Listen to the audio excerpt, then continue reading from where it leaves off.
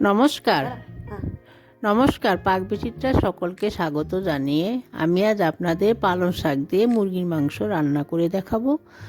আমার চ্যানেলটা অবশ্যই সাবস্ক্রাইব করবেন, পাশে থাকবেন। আজ আমি আপনাদের আরেকটি নতুন রেসিপি মিট পালং করে দেখাবো। তার জন্য এখানে আমি 1 কিলো মাংস নিয়েছি। মাংসটা আমি একটু মিডিয়াম সাইজ করে কেটে নিয়েছি।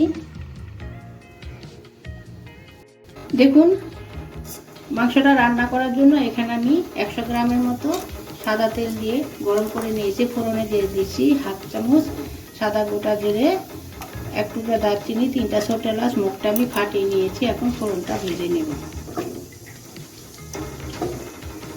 আমার ফোড়নটা ভাজা হয়ে গেছে, ফোড়ন থেকে সুন্দর একটা গন্ধ বেরোতে শুরু করেছে। এখন আমি দিয়ে দিচ্ছি পেঁয়াজ কুচি। এখানে আমি 3টে পেঁয়াজ কুচি করে নিয়েছি। পেঁয়াজটা আমি 2 মিনিট ভেজে নেব, তার বেশি ভাজবো না।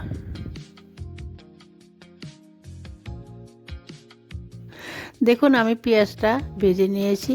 পেঁয়াজটা কিন্তু আমি বেশি লাল করে ভেজিনি, হালকা একটু ভেজে নিয়েছি 2 মিনিটের মতো। এখন আমি আগের থেকে ভালো করে মাংসটা ধুয়ে নিয়েছি। এখন দিয়ে দিচ্ছি, দিয়ে আমি 5 মিনিট ভালো করে ভেজে নেব। গ্যাসটা আমি লো টু মিডিয়ামে রেখেছি, বেশি হাইতে রেখে মাংসটা আমি ভাজবো না, লো টু মিডিয়ামে রেখেই ভাজবো। দেখুন, আমি মাংসটা 5 মিনিট ভেজে নিয়েছি, হালকা জল ছাড়তে শুরু করেছে। এখন আমি দিয়ে দেব 1.5 টেবিল চামচ রসুন পেস্ট, 1 টেবিল চামচ আদা পেস্ট।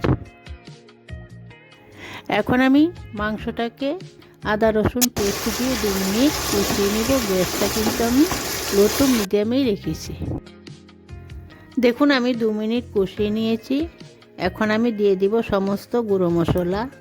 চা চামচের 1/2 চামচ হলুদ গুঁড়ো, চা চামচের 1 চামচ কাশ্মীরি লঙ্কার গুঁড়ো, চা চামচের 1/2 চামচ ধনে গুঁড়ো, চা চামচের 1 চামচ জিরে গুঁড়ো।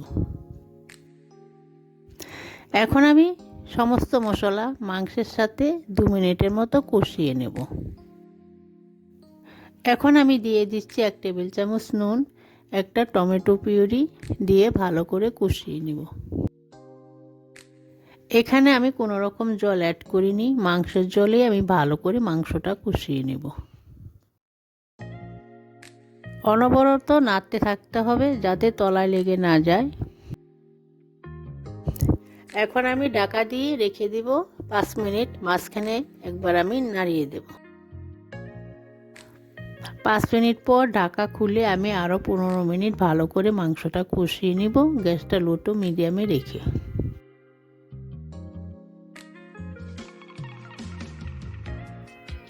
দেখুন, আমার 15 মিনিট হয়ে গেছে। এখন আমি গ্রেভি করার জন্য পরিমাণ মতো উষ্ণ গরম জল দিয়ে দিচ্ছি। আপনারা এখানে গরম জলটাই ব্যবহার করবেন।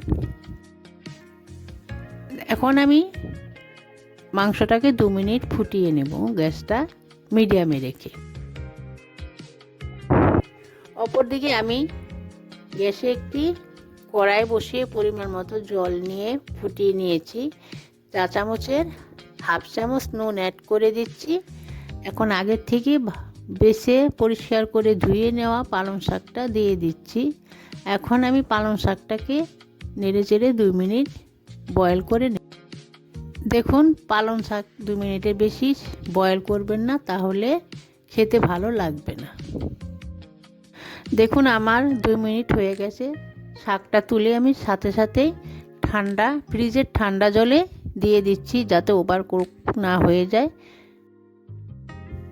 দেখুন, শাকের থেকে আমি জলটা হাতে চেপে বের করে নিচ্ছি, নিয়ে আমি একটি মিক্সিং জারে নিয়ে নিচ্ছি।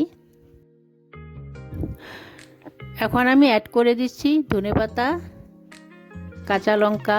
ধনেপাতা কাঁচা লঙ্কা দিয়ে পালং শাক পেস্ট করে নিলে পালং শাকের কালারটা বজায় থাকে।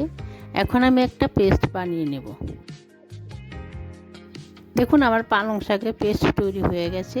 এখন আমি এই পালং শাকের পেস্ট মাংসের সাথে অ্যাড করে নেব। অ্যাড করে নিয়ে 5 মিনিট ভালো করে রান্না করে নেব। দেখুন, আমার পালং শাকের পেস্ট দিয়ে 5 মিনিট মাংসটা রান্না করা হয়ে গেছে। এখন আমি দিয়ে দিচ্ছি চা চামচের হাফ চামচ গরম মশলা গুঁড়ো। স্বাদ বাড়ানোর জন্য দিয়ে দিচ্ছি চা চামচের হাফ চামচ ড্রাই রোস্ট করে রাখা কস্তুরি মেথি। দেখুন আমার পালং শাক দিয়ে মুরগির মাংস রান্না তৈরি হয়ে গেছে। এখন আমি নামিয়ে নেব। দেখুন আমার গরম গরম ভাত বা রুটির সাথে খাওয়ার জন্য তৈরি হয়ে গেছে পালং শাক দিয়ে মুরগির মাংস।